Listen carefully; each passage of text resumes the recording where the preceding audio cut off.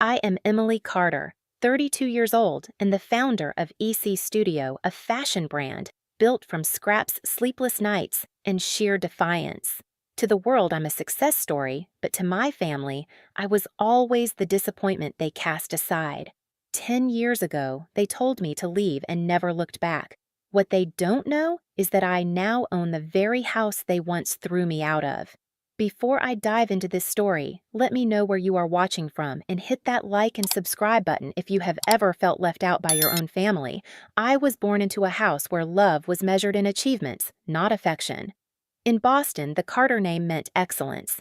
My father, Dr. Richard Carter, a surgeon with steady hands that saved lives, my mother, Professor Laura Carter, a legal mind admired by colleagues and feared by students. To neighbors, we were the picture of an accomplished family, a home filled with discipline, brilliance, and a promise of future greatness. But to me, that house was a gallery of expectations where every frame had a golden shine except mine. At the dinner table, conversation was never about movies, friends, or silly crushes. It was about Harvard-Yale residency programs, clerkships, and partnerships at firms. Michael, my older brother, sat tall, flipping through law journals before he even turned 20, already courted by prestigious firms. Anna, the youngest, treated high school biology as if it were medical residency, dissecting frogs with surgical precision and dreaming of stethoscopes. They fit perfectly into the Carter blueprint. And then there was me threading needles in secret sketching dresses during math class, cutting old bed sheets into skirts I pretended were couture.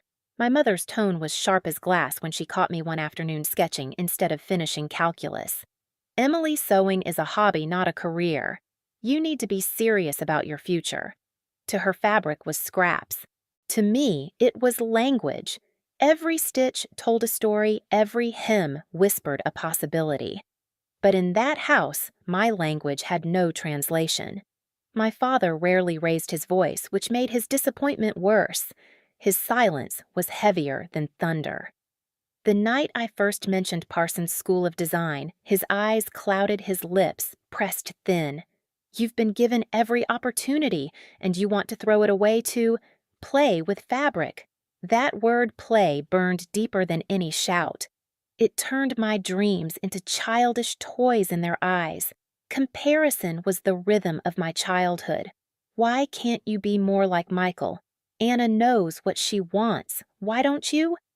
Every sentence chipped me smaller, as though my worth was shrinking into the seams of their perfect tapestry. And yet there was one person who didn't see me as a stain. Grandma Grace. She wasn't a designer by profession, but her hands were magic. She'd lived through rationing during the war, sewing her own dresses when fabric was scarce. Her sewing machine was her companion, its steady hum filling her small kitchen with warmth. I was 7 when she placed a spool of thread in my hand. Clothes can change how a person feels about themselves, she said, showing me how to finish a hem. And you, my dear, can change the world with yours. When she said it, her words didn't sound like indulgence. They sounded like truth. In her kitchen, I wasn't a disappointment. I was an artist in the making. I clung to her belief like it was oxygen.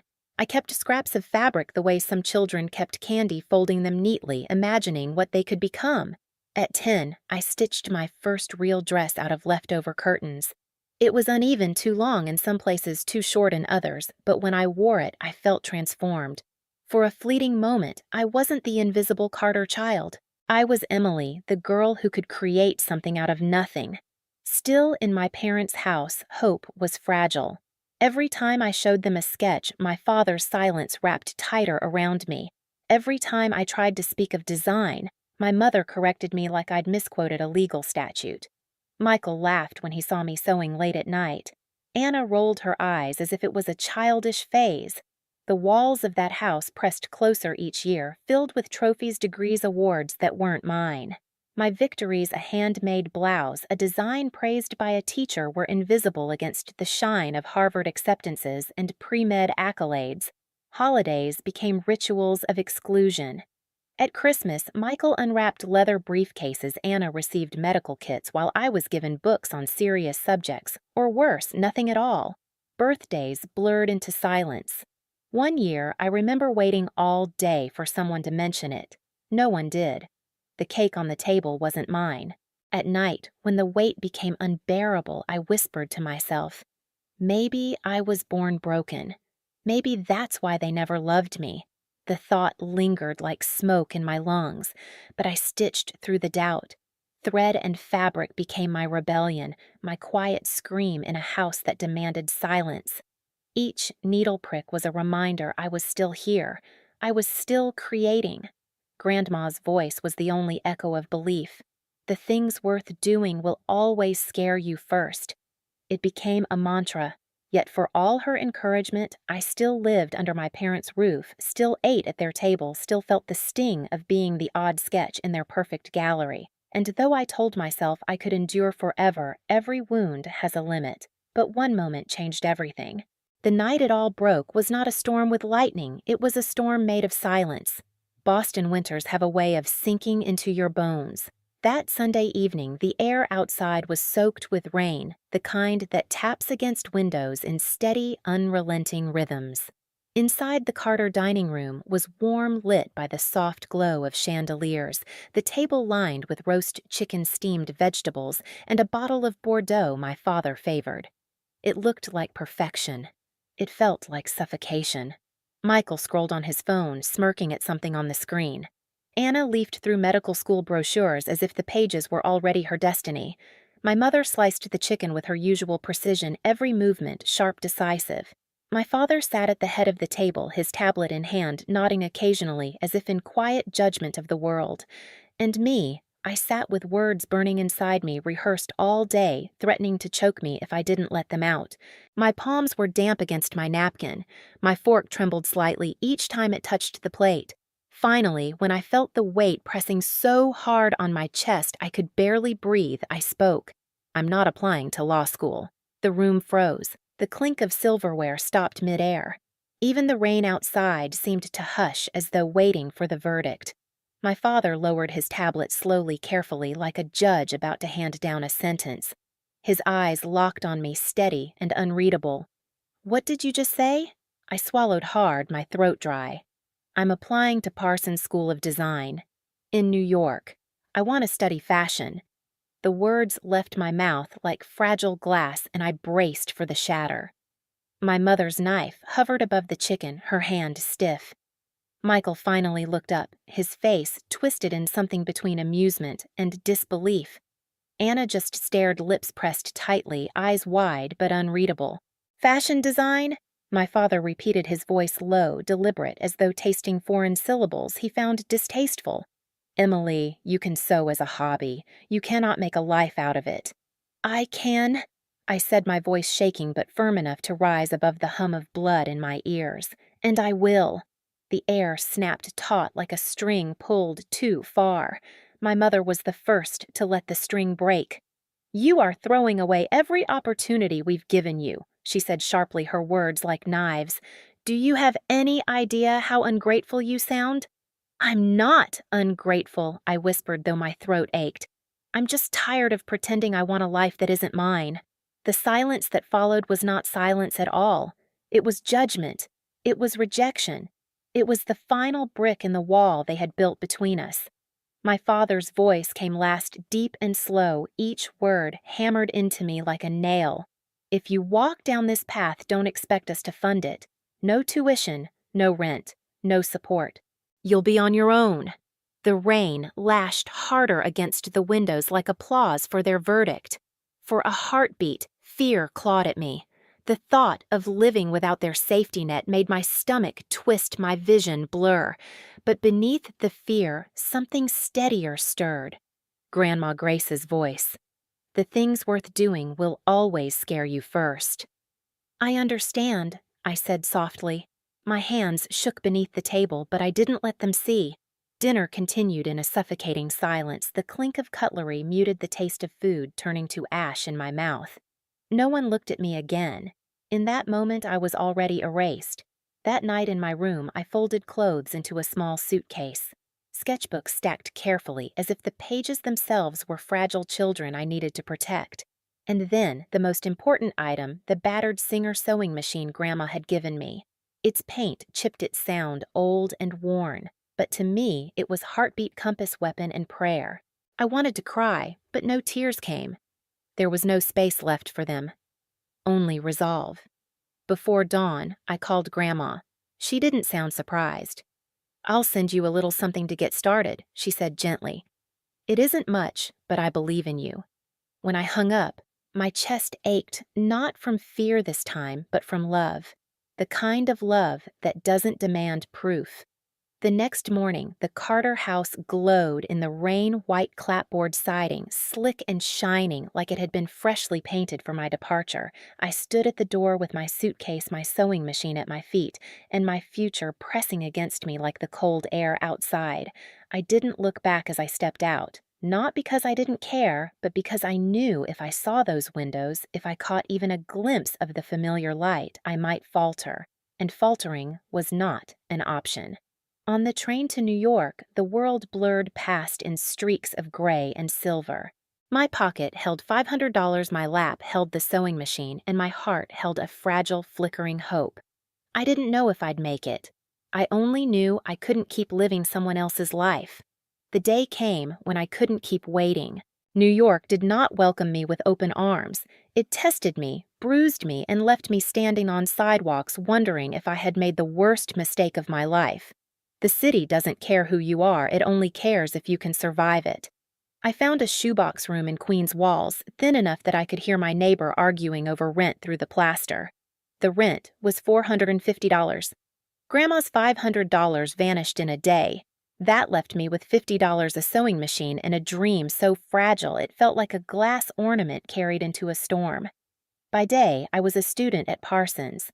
By night, I was anything the city needed: a waitress serving coffee at a diner where the neon lights flickered, a stock clerk stacking discount shampoo bottles until my hands cracked, a retail worker folding endless piles of denim under the gaze of a manager who barely remembered my name.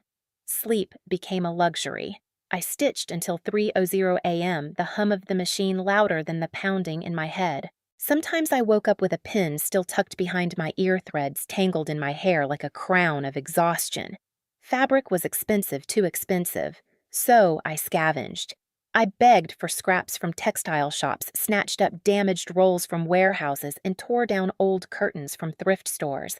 My classmates presented crisp new bolts of fabric in class. I spread patched-together sheets across the table and prayed my professors would see intent where others saw lack. And then somehow one did. Ms. Lopez, my design professor, paused at my desk one afternoon. I was bent over a dress stitched from a second-hand bedsheet, my fingers raw from sewing. She leaned in and whispered, "You have vision, Emily. Don't let anyone tell you otherwise." I carried those words like armor. On nights when I wanted to collapse, when my ramen noodles boiled over because I was too tired to watch the pot, I repeated them to myself. You have vision. Slowly, tiny sparks appeared in the darkness. I began selling scarves and skirts to classmates. I wrapped each piece in brown paper, tied it with ribbon salvaged from discarded packaging, and wrote notes in my neatest handwriting. "Thank you for believing in something made by hand." The money was small, barely enough to stretch my budget. But each sale was proof someone wanted what I created.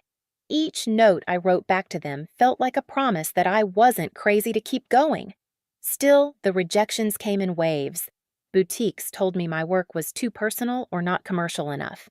A Fashion Week intern laughed when I mentioned my studio was a bedroom in Queens. I learned to swallow humiliation like bitter tea. But the city has a strange way of turning when you least expect it. It happened on a Tuesday. My class had been given a project to design an outfit inspired by transformation.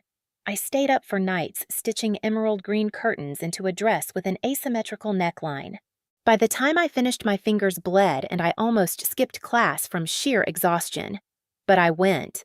After class, a friend, Mia, asked to borrow the dress for a rooftop event. "It's just a networking thing." She shrugged.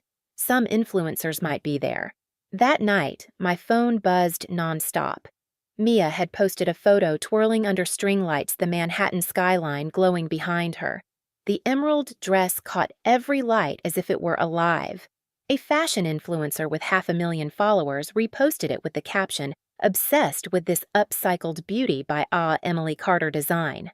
I stared at my phone in disbelief. Comments poured in. Strangers asked if the dress was for sale. Could I make one in red and black? Could I take custom orders? By morning, I had 8 orders and barely enough fabric to attempt them. I skipped class that day, sprinted from one fabric shop to another, bargaining like my life depended on it. By nightfall, my apartment had transformed into a workshop.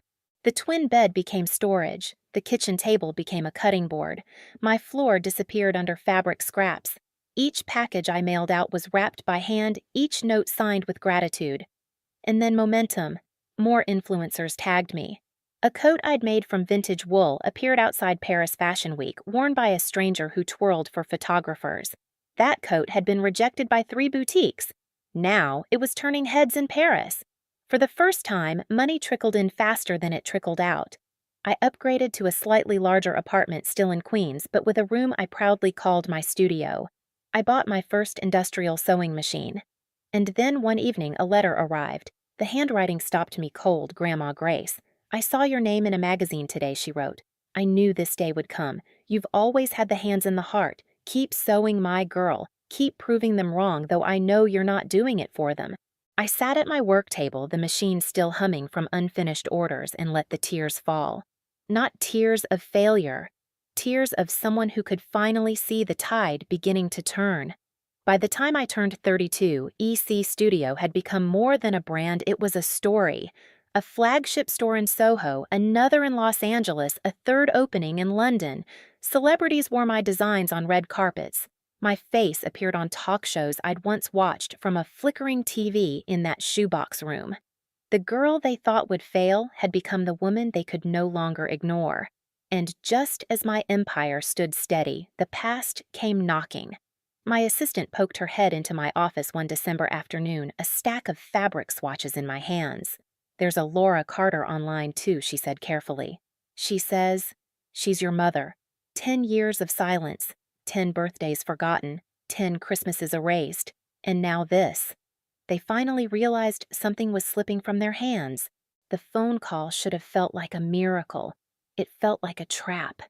Emily, my mother, said, her voice smooth, as if she'd spoken my name every day for the last 10 years instead of not at all.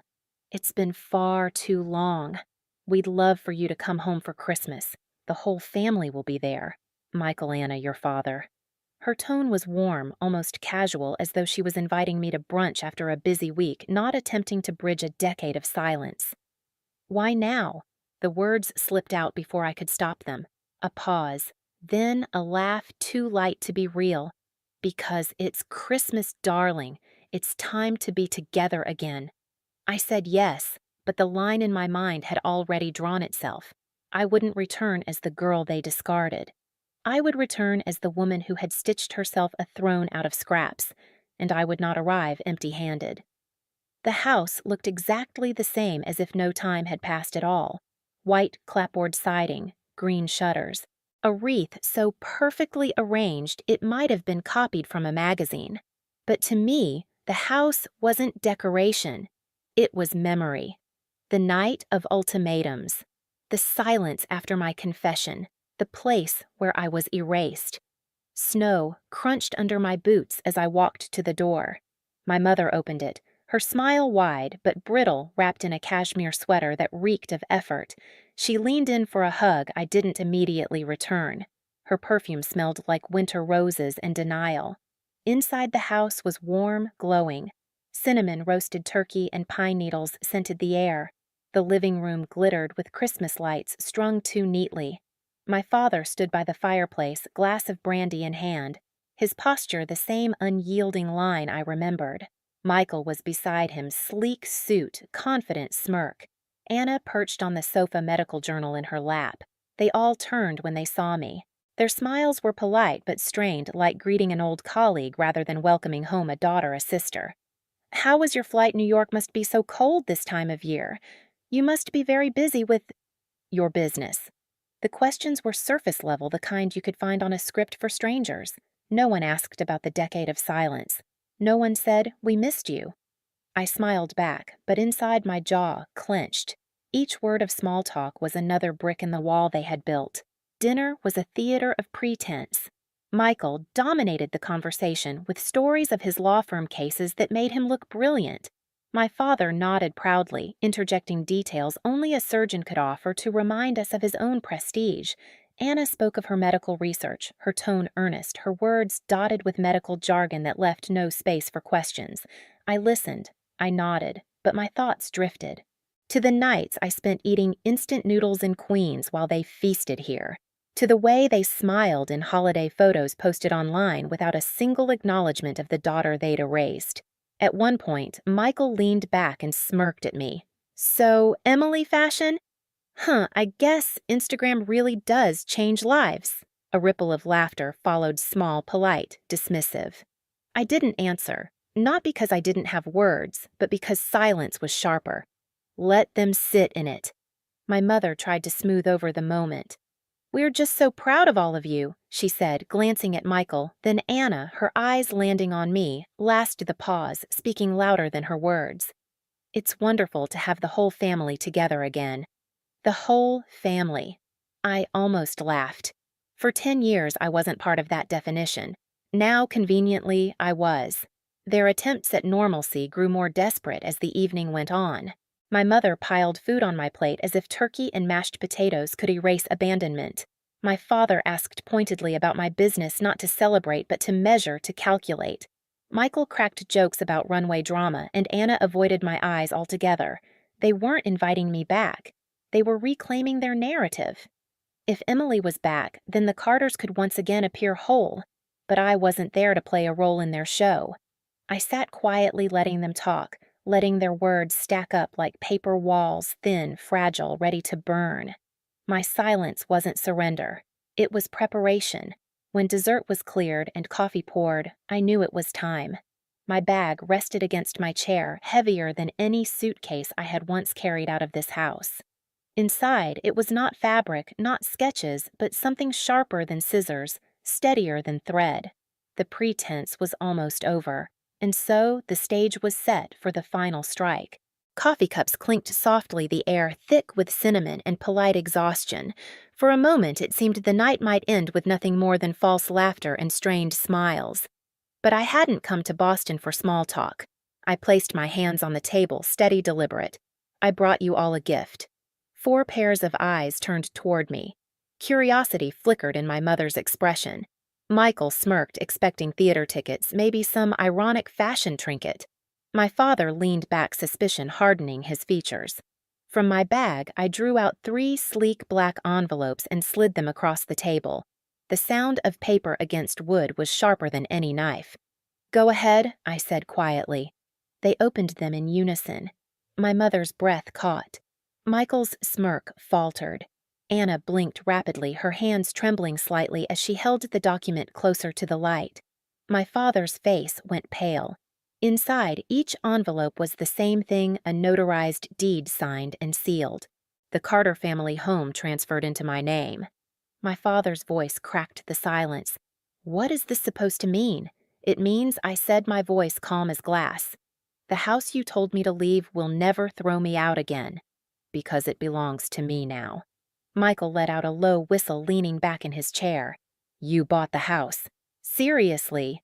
My mother's hand shook so violently the coffee in her cup spilled onto the saucer. "Emily, why would you?" "Because I can." My tone was steady, almost gentle. "Because the girl you thought would fail built a life without you. And because I wanted you to understand there is no bitterness left. Only clarity." Anna looked at me, her lips parting, as if she wanted to say something, but the words stayed trapped in her throat. For the first time that evening, her eyes softened, something unspoken flickering there. My father set his cup down slowly, deliberately, as if grounding himself. His jaw was tight, his voice low. "You think this proves something?" "No," I answered. "It doesn't prove anything to you. It proves something to me that I don't need your approval to stand in this room, to exist as a Carter, to live." The silence that followed was deafening. Then, unexpectedly, my mother spoke, her voice cracking for the first time. "We were wrong," she whispered. "We thought we were protecting you from failure. We didn't see what you were capable of." Her words should have warmed me. Once they would have been everything I craved. But all I could think of were the nights in Queens when I sat in the dark sewing by the glow of a desk lamp, hungry and alone, waiting for a call that never came. I smiled faintly. "I hope you enjoy the house. Merry Christmas." The words landed like a gavel. I rose from my chair. My movements were unhurried, each step a declaration. I leaned down to hug Anna quickly. She held on a moment longer than I expected. I nodded to Michael, who gave me a crooked smile that was neither mockery nor kindness, just acknowledgement. As I reached the doorway, my mother called my name softly. "Emily." I didn't turn back. The front door opened to a world of falling snow. Flakes clung to my hair, melting into the warmth of my skin. The night air was sharp, clean, alive, with something that tasted like freedom.